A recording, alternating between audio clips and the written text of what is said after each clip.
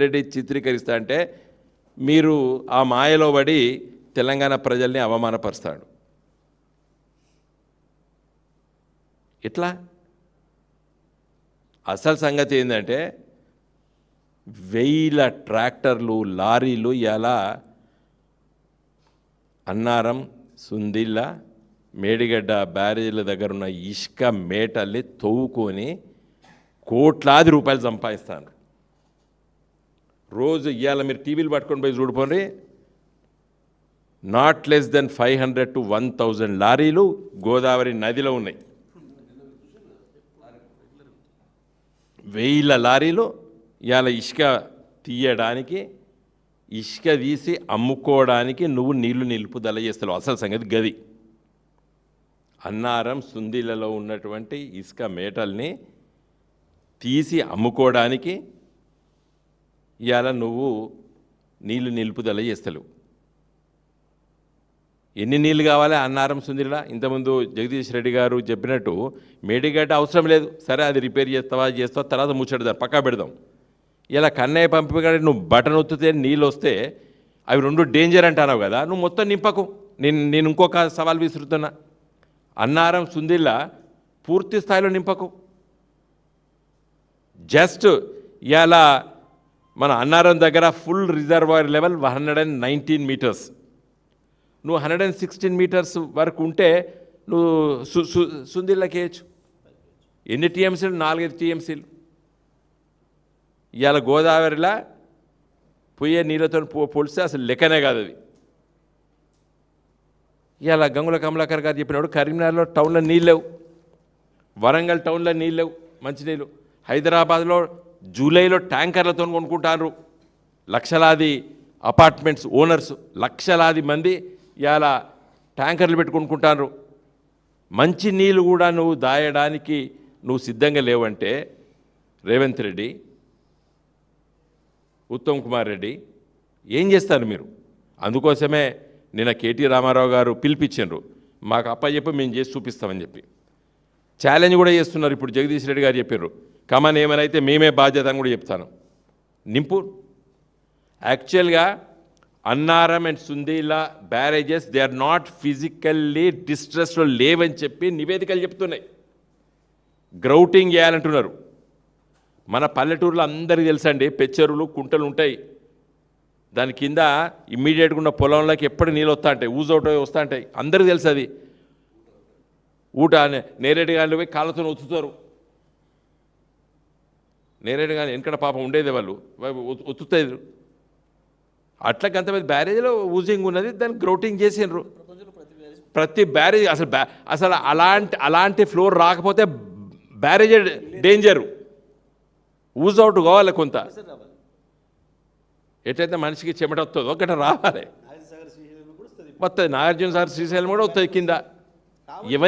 ఇంకో మేము ఉద్యమకారులం, ఈ మంత్రి పదవులు ఎమ్మెల్యేలు ఎంపీలు అయినాం, కానీ తెలంగాణ కళ్ళతోని తెలంగాణ మనసు పెట్టి తెలంగాణ గుండెతో స్టడీ చేసినాం కేసీఆర్ గారి నాయకత్వాన.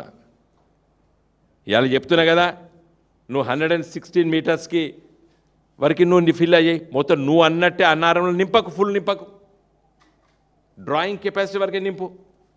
అట్లే సుందిలో కూడా గంతే నింపు. నువ్వు ఫుల్ నింపు అంటలే మేము.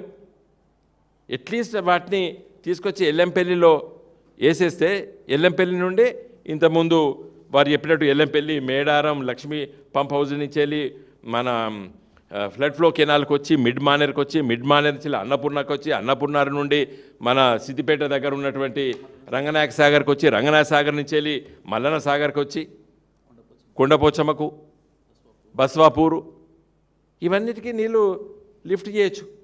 తర్వాత నేను మా సీతక్క ఇంతమంది చెప్పినట్టు 4 మంత్రులు మాట్లాడినారు, వాళ్ళకు అస్సలు అవగాహన లేదండి. కాళేశ్వరం ప్రాజెక్టు నుంచి ABCD తెలియదు వీళ్ళకి.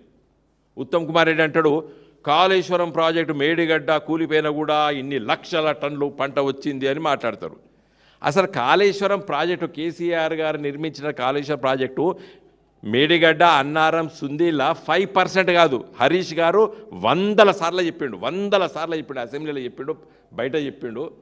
కాళేశ్వరం ప్రాజెక్టుకు ఖర్చు పెట్టిన పైసల్లా 95% ప్రాజెక్టును రేవంత్ రెడ్డి ఉపయోగిస్తాడు. ఇది సీతక్కకి తెలియదు. మేడిగడ్డ కొట్టుకపోయినా కూడా ఇన్ని లక్షల టన్నుల ధాన్యం పండిందని నిన్న మాట్లాడుతుంది. ఎట్లా పండిందమ్మా? ఎల్లంపల్లి ఎవడు కట్టిండు? మీరు ప్రారంభించిండు, నువ్వు కాదు, నువ్వు అప్పుడు టీడీపీలో ఉంటేవి. రాజశేఖర రెడ్డి ప్రారంభిస్తే మధ్యలో అవుతా నింపి కట్టింది మేము. మిడ్ మానేరు కొట్టుకపోయింది, కోమటిరెడ్డి బ్రదర్స్ కడితే కొట్టుకపోతే మళ్ళీ దాన్ని మొత్తం తీసి పడేసి ఒక్కసారి కూడా బదనాం చేయలేదు. సరే వాడు అకాల వర్షాలు వచ్చినాయి పోయిందని అనుకున్నాం మేము. మొత్తం కట్టించి మళ్ళీ రిపేర్ మొత్తం ఉడవికి మళ్ళా కట్టినాం. ఒక్క మాట అనలేదు వాళ్ళని, కోమటిరెడ్డి బ్రదర్స్ని నిందించలేమా మేము ఆ రోజు? అకాల వర్షాలు పడ్డాయి సిరిసిల్ల ప్రాంతాల్లో పట, సరే పోయింది అని చెప్పి మళ్ళీ దాన్ని మొత్తం ఉడవికి మొత్తం గీకి పాడేసి మళ్ళా కట్టినాం.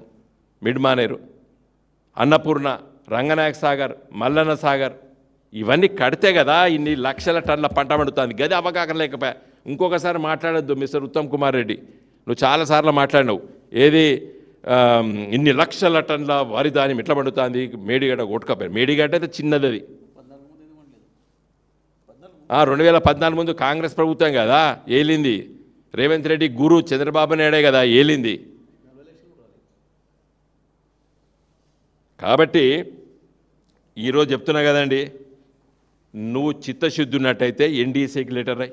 అసలు దానికి రాయవలసిన అవసరమే లేదు, ఉత్తరం రాయవలసిన అవసరం లేదు. నువ్వు ఎన్డీఏసీ అంటున్నావు కదా, నేను కూడా ఒకటి చెప్తాను నీకు.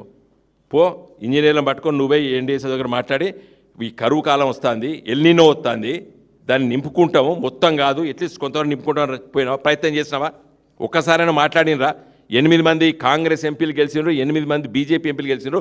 ఒక్కసారైనా ఎన్డీఏసీ దగ్గర పోయిన వీళ్ళు ఒక్కసారి ఈ 2.5 సంవత్సరాలు కూడా బీజేపీ ఎంపీలు, కాంగ్రెస్ ఎంపీలు 16 మంది, ఎంఏఎం ఒక ఆయనే, ఒక్కసారైనా ఎన్డీఏసీ దగ్గర పోయినరా? మేము ఎంపీలో ఉన్నప్పుడు బీఆర్ఎస్ ఎంపీలో ఉన్నప్పుడు 100 సార్లు సిడబ్ల్యూసీ దగ్గర పోయినాం. కేసీఆర్ గారు ఎక్కడ పోమంటే అక్కడ పోయినాం. ఎన్ని పర్మిషన్లు అంటే అన్ని పర్మిషన్ల కోసం మన ఫారెస్ట్ డిపార్ట్మెంటు, తర్వాత ఎన్విరాన్మెంట్ డిపార్ట్మెంట్ దగ్గర తిరిగినాం. ఆ రోజు పత్రికా విలేకరులు మీరే మిమ్మల్ని అందరిని తీసుకోపోదు ప్రతి డిపార్ట్మెంట్ దగ్గరికి, ఆఫీసుల దగ్గరికి.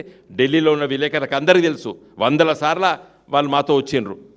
ఒక్కసారైనా ఒక బీజేపీ ఎంపీ, ఒక కాంగ్రెస్ ఎంపీ ఢిల్లీలో ఈ ఎన్డీసీ ఏంది వీడు ఎందుకు ఆపుతాడని ఆపుతలేడు. అసలు వాడు కట్టుకపో అన్నాడు. అసలు వానికి సంబంధమే లేదు.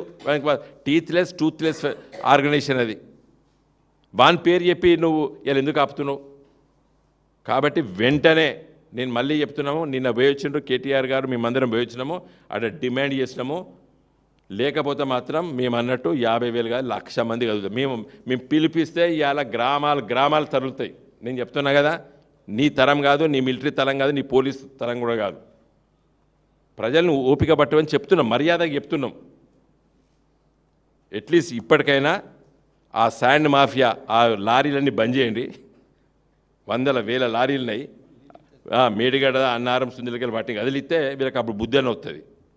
వాటి ఫస్ట్ ఆ లారీలన్నీ, ఇసుక లారీలన్నీ ఎవడు కాంట్రాక్టర్ వాళ్ళని చెప్పి బయటకు పంపించేసి వాళ్ళని నీళ్ళు నింపాలి. ఇవాళ ఏది కన్నయ్యపల్లి పంప్ హౌస్ స్టార్ట్ చేసి ఈ అన్నారం, సుందీల లోపల ఫుల్ నింపకు, ఫుల్ రిజర్వాయర్ నింపకు. మేము కూడా అంటున్నాం, నీకు అంత భయం ఉన్నదంటున్నావు కదా, అట్లీస్ట్ మినిమం డ్రాయింగ్ కెపాసిటీ దగ్గరికి నీళ్లు తీసుకొచ్చి నింపి, ఎల్లంపల్లి నింపి, ఎల్లంపల్లి నుంచి వెళ్ళి మరి మేడారం నింపి, Lakshmipur pump house, Gayatri pump house ద్వారా మిడ్మానేర్ నింపి, మిడ్మానేర్ నుండి మరి ఇటు ఎల్ఎండికి.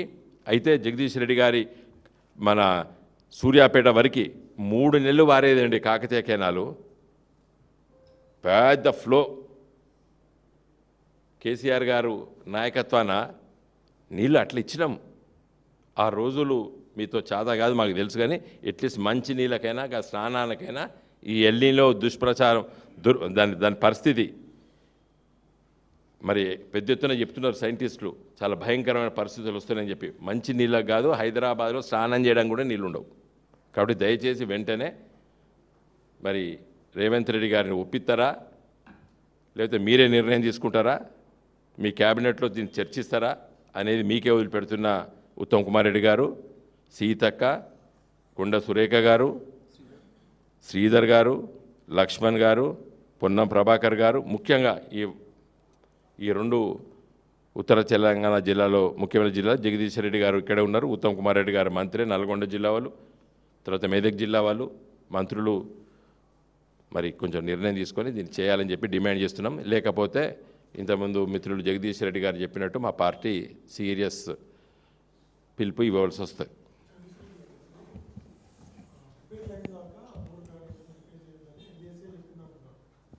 చేయదనండి, చేసుకోమని